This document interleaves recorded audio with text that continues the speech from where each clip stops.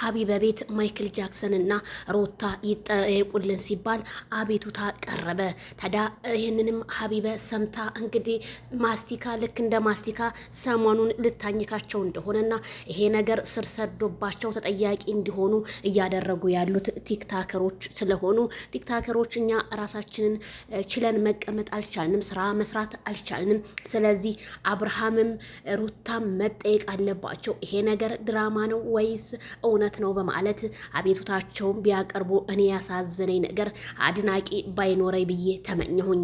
ምክንያቱም ቲክቶክ የያዘው ነገር ስለማይለቅ አሁን የና አብርሃም እንጀራ ገመዳቸው እንደሚቋረጥ እየታየ ነው። ምን የነሱ እንጀራ ገመድ በሙሉ የዩቲዩበር የእንጀራ ገመዳቸው ይቋረጣል ብዬ ነው የማስበው። ምክንያቱም ይሄ ነገር ወደ ህግ ተሄደ ነገሮቹ ሁሉ ኢግኖር እያደረጉ መንጣታቸውን ያሳውቃል ስል እኔም ከዚሁ አሳስባለሁ።